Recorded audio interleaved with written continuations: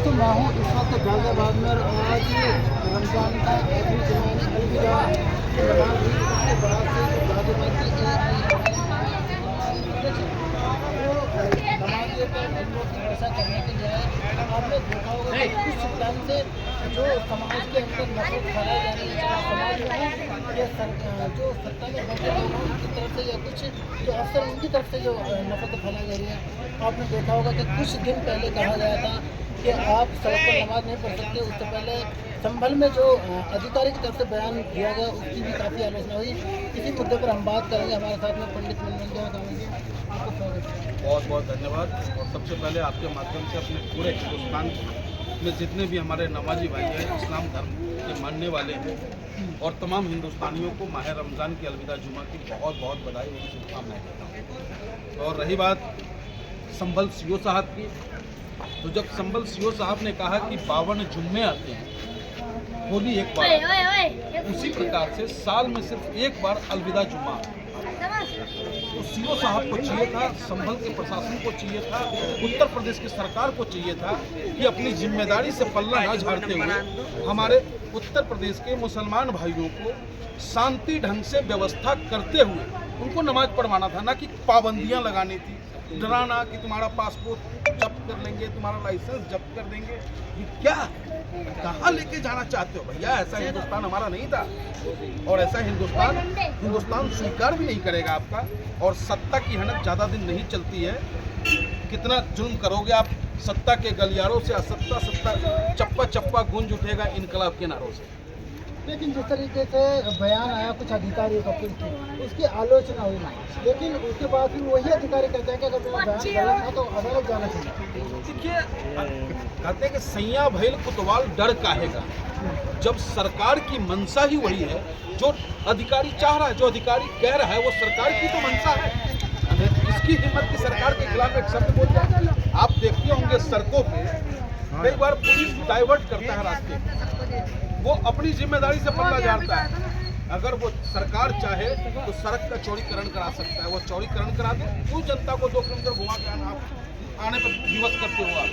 उसी तरीके से उत्तर प्रदेश की पुलिस अपनी जिम्मेदारी से पल्ला झाड़ने के लिए अच्छे सच्चे हिंदुस्तानी मुसलमान भाइयों पे जो दबाव डालने का कार्य कर रहा है, उसका ऑल इंडिया मजलिस इत्तेहाद मुस्लिमीन पुरजोर विरोध करता है और पूरे देश को मैसेज देना चाहता है कि हमारा देश रसखान और रहीम का है, हमारा देश राम और रहीम का है, हमारा देश चंद्रशेखर आज़ाद अशफाकुल्लाह खान का है, हमारा देश डॉक्टर अबुल कलाम आज़ाद का है, हमारा देश कैप्टन वीर अब्दुल हमीद का है।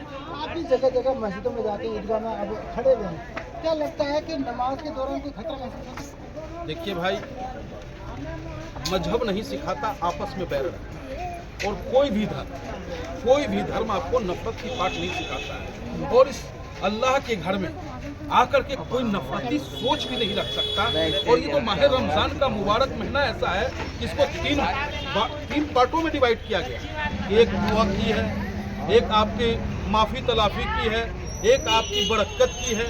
तो यहाँ तो पूरे साल में एक महीना ऊपर वाला आपको दिया है कि आप अपनी बुराइयों से दूरी करें, जो आपके अंदर कमियां अहंकार है उसको आप दूर करें, कमजोरों की मदद करें। तो जो इस मस्जिद में आकर के नमाज पढ़ने आया है, जो रोजेदार भाई हमारे हैं, क्या आप उम्मीद कर सकते हो कि वो नफरत की बात करेंगे? नफरत ऐसा सोचने वाला ही वो राम का भक्त नहीं हो सकता, वो रावण का भक्त होगा। अधिकारी की तरफ से कहा गया कि छत पर भी आप ईद की नमाज नहीं पढ़ सकते, फिर वो ये कौन सा है? ये हमारा पब्लिक प्रॉपर्टी है, ये हमारा पर्सनल प्रॉपर्टी है, और हम अपनी प्रॉपर्टी पे भी हम पूजा न कर सके तो ये भैया बड़ा जुल्म की बात है।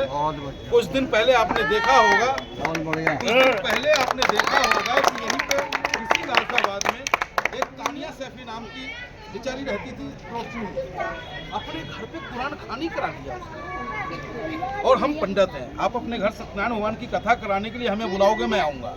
उसी तरीके से मौलाना साहब जो होते हैं, जिनको कुरान की जानकारी है, हाफिज साहब हैं, उनको कुरान खानी पे बुलाया जाता है। लेकिन गाजियाबाद की पुलिस ने उनको भी पाबंद करने का काम किया, तानिया सैफी के खिलाफ भी मुकदमा दर्ज करने का काम किया। उसके खिलाफ हम पर्सनली ऑल इंडिया मजलिस इत्तेहाद मुस्लिमीन के बैनर के नीचे उनकी लड़ाई को लड़े। प्रशासन ने हमारी सुनी, लेकिन ये कब तक, क्यों ऐसा हो रहा है? एक तरफ तो हम अपने घर में रामायण करें तो बड़े बड़े माइक लगा दें, जागरण करें, पूरी रात सड़कों पे हम करें, और ये हमारा मुसलमान भाई क्यों ना करे भाई। धर्म को मानने की आज़ादी, करने की आज़ादी बाबा साहब भीमराव अम्बेडकर ने हमें दिया है ना संविधान में। लेकिन आज आप संविधान से अलग सत्ता की हनक दिखा रहे हो, उसी का हम विरोध करते हैं। जिस तरीके से हर पूरा देश हो ही रहा है, आपको नहीं लगता है कि इससे आने वाले देश में खतरा पैदा होगा? देखिए, देश में तो खतरा नहीं है, खतरा इन्हीं लोगों में है। योगी बाबा कह रहे हैं कि हम बहुत बड़े हिंदू के नेता, उधर देवेंद्र फडणवीस कह रहा हम बहुत बड़े हिंदू के नेता, मध्य प्रदेश का वो मोहन यादव बुलडोजर दौड़ा रहा, राजस्थान में भजन लाल शर्मा दौड़ा रहे, और मोदी जी कह रहे हैं कि हम सबसे बड़े हिंदू हैं, ईद सौगात बांट रहे हैं। अब ये फैसला कर ले कि बड़ा हिंदू का नेता कौन है। हकीकत में अगर हिंदू का कोई नेता है, हिंदू की सच्चा सोच रखने वाला, तो वो बैरिस्टर असदुद्दीन ओवैसी है, और उसका पंडित मनमोहन झा का। अब तो औरंगजेब और महाराणा राणा सांगा आ गए ना। आपने बहुत अच्छा सवाल किया। हमारे मुसलमान भाइयों को न औरंगजेब से कुछ लेना देना, न राणा सांगा से, लेकिन समाजवादी पार्टी अपनी खिसकती हुई जमीन को देखते हुए वहाँ तो अबू आदमी से बुलवाता है। अरे क्यों न किसी हिंदू से बुलवाता था कि भाई औरंगजेब अच्छा था। वहाँ बुलवा करके माहौल खराब करने का काम किया, बॉल फुल टॉस देने का काम किया भाजपा को। और यहाँ पे एक दलित से, किसी ठाकुर सांसद से बुलवाता, किसी ब्राह्मण सांसद से बुलवाता, और आज वही अखिलेश यादव बैकफुट पे खड़े हैं। तो समझना होगा, और हमारे प्रदेश और देश के लोग समझ रहे हैं, हिंदू और मुसलमान सब समझ रहे हैं कि इनको रोजगार पे कोई बात न कर ले, कोई नौकरी की बात न कर ले, शिक्षा महंगी हो गई, दवाई महंगी हो गई, पढ़ाई महंगी हो गई, इस पर कोई सवाल न करे, इसलिए हिंदू मुस्लिम करते रहते हैं। ये देखिए कितना भाई प्यारा मेरा हिंदू भाई, क्या देखिए गले मिलेंगे, आज ये अलविदा जुम्मा की है, देखिए कितना अच्छा लग रहा है। ये तस्वीर तिलक और टोपी साथ चलेगा, एकता का राज चलेगा। लेकिन क्या लगता है कि सरकार यही देखना नहीं चाहती है, यही मोहब्बत? सरकार सिर्फ अपनी कुर्सी बचाना चाहती है,